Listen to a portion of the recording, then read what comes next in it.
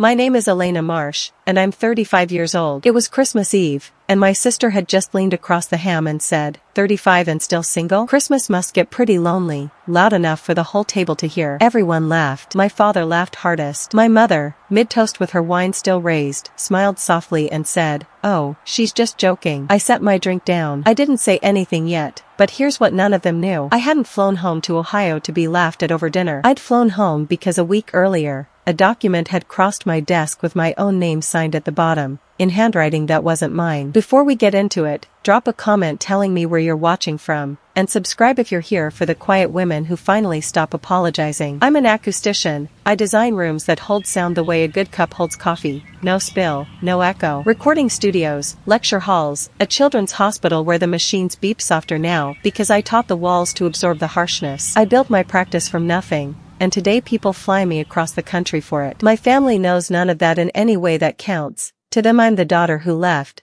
the one whose life is a punchline between the mashed potatoes and the pie. I hadn't been home in 2 years and hadn't planned on coming this year either, until an old technician who still worked the family acoustics floor called me quietly. My father was closing a big investor deal on a panel design I'd created, telling everyone every patent was clean, signed over, all in the family. And the technician had never once seen me sign anything. I hadn't. That's when I booked the flight, not for the ham, but for a sentence in a document I needed to see with my own eyes. At dinner, my sister Devon kept going, spearing carrots and needling me about making rooms quiet, and my father spread his hands the way he always did when he wanted the room to feel blessed. This family built something real. 50 years of the name on that building. Whatever any of us does, we do it for the name. Everyone nodded like scripture. I felt the old pull to shrink, the way I had for 15 years, and for the first time, I didn't. I set my glass down gently and said, "Don't worry about me. I've been married for a long time." The table went vacuum silent. My mother's wine glass stopped midair. My sister's fork clicked against her plate. And the first question wasn't, "Are you happy?"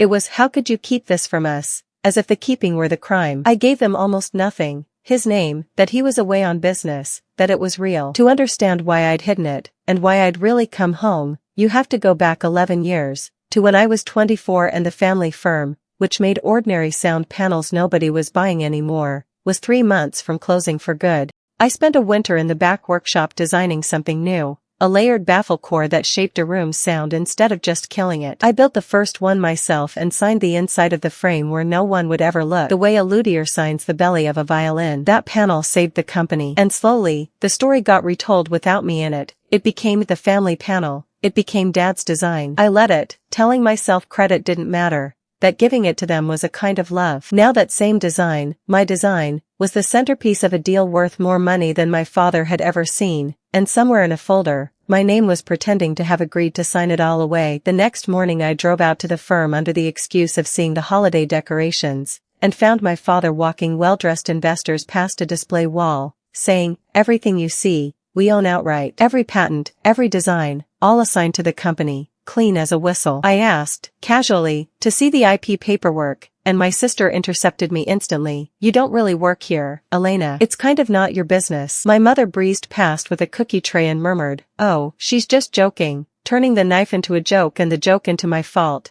The same spell I'd heard my whole life. So I stopped asking permission. The old technician found me by the loading dock and led me to a due diligence binder left out for the buyers. There it was, a one-page assignment transferring all rights to my design from inventor, Elena Marsh, dated 5 years earlier. I've signed my name maybe 100,000 times. I know its rhythm like a heartbeat. This wasn't it, close, practiced, but the loop sat wrong, too neat, missing the slight downhill drift my hand has made since childhood. Someone had rehearsed my signature until it was good enough to fool a stranger, not good enough to fool me. I checked the date against my own life. That April, I hadn't been anywhere near Ohio. I'd been in Rotterdam presenting at an international conference, my name in the printed program, my passport stamped, my hotel invoice on record. On the day the document said I sat in Columbus and signed away my life's best work, I was 4,000 miles away being taken seriously. That night, helping my mother in the kitchen, I mentioned lightly that I didn't remember signing anything over, and her hand slowed in the dishwater. "Oh, sweetheart, you didn't have to worry about all that. Your father took care of the paperwork for you," she said, warm and proud, entirely unaware she'd just confirmed it.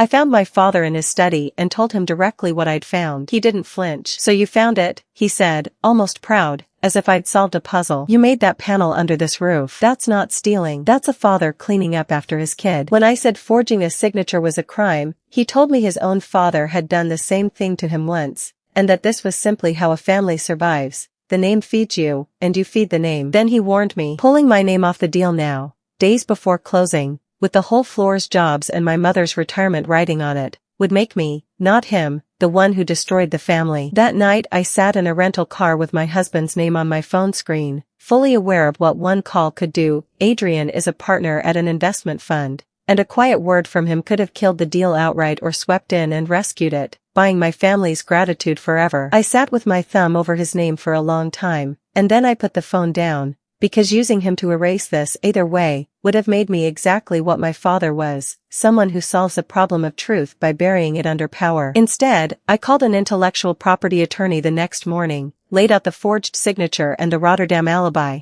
and she told me plainly, a forged signature transfers nothing. Legally, I'd never given up the design, I still owned it. My family sensed the shift immediately. My mother started hovering, testing the door with soft questions. My sister brought me tea and said, unprompted, "You know I love you, right?" Then Devin, always good at finding out what version of a story was true, discovered exactly who my husband was, and by that evening, the whole family had rearranged itself around the new information with startling speed. I was no longer the family joke. I was suddenly, calculatedly, worth being nice to, because now they wanted something bigger than my signature. They wanted Adrian to make the whole problem disappear, a phone call, an introduction, his own money quietly smoothing over the mess so my name never had to appear on anything. "The name needs you," my father said, spreading his hands again, and I finally heard that sentence for what it had always meant. Not that the family protected its own, but that the family used whoever it had to. For 15 years it had used me as a joke. Now it wanted to use me as a rescue. Same machine, new price tag. That night I told Adrian everything, standing in the cold backyard under my father's Christmas lights. And he asked only one question, "What do you want to do?" Not what should we do, what did I want? I told him I wanted to tell the truth and let it do whatever it was going to do. He told me that if his fund had any connection to the buyer, he'd have to recuse himself entirely, no fixing, no leverage, nothing. That was exactly right. I spent that last night writing a short, factual statement. I was the inventor of the design, I hadn't signed the assignment, I could prove where I actually was that day, and I would not ratify a lie now to make the deal easier. I sealed it, and sat with the real cost of sending it, the deal collapsing, jobs at risk, my mother's retirement shrinking, 50 years possibly coming off the building's name, and I let my hand stay on the envelope anyway. At the closing the next morning, in a glass conference room full of lawyers and investors, the accountant asked, routinely, for the inventor to confirm the assignment for the record, and every head turned to me. My father slid a freshly dated version of the same document across the table, pen resting on top, and said warmly, "Go ahead, sweetheart, just confirming what you signed years ago." I set the pen down and slid it back an inch. "I'm not confirming it," I said, my voice steady. "I never signed it." I laid out the Rotterdam dates, the proof, my real statement, in the same calm, professional tone I'd used to describe a room's reverb. My father's composure finally cracked in front of the buyers, and my sister leaned in urgently, begging me to call Adrian and make it disappear one more time. I told the whole room instead that my husband had already recused himself, that I wouldn't use him to bury a forgery, and that if they wanted the design, they'd have to license it from me honestly, on the record. My father stood, red-faced, accusing me of destroying the family over pride, finishing with the same line I'd heard all week, "The name comes first," and for the first time I let it hang there before answering quietly, "No, Dad. The truth comes first. The name is just what you called it when you wanted us to stay quiet." My mother, given the choice in the rawest possible moment, turned her face toward my father instead of toward me. I'd expected it. It broke my heart anyway. The deal died not because of any leverage or threat, just because a forged signature couldn't survive contact with the truth once it was on the record. The company survived smaller, at a size it had actually earned. The old technician kept his job. My father has never once admitted he was wrong. My mother and I speak now and then, carefully, across a distance that no longer pretends to be closeness. I stopped hiding Adrian the day I got home. And the original panel I built at 24 now hangs in my own studio in Chicago, turned around so visitors see the back first, the plain block letters of a young woman who once signed the only part of her work she thought no one would ever find. Forgiveness, I've learned, doesn't mean signing your name to the thing that erased you. If you've ever been the quiet one, the strong one, the one who kept the peace until it started costing you your own name, ask yourself tonight whether you're keeping a peace or funding a lie.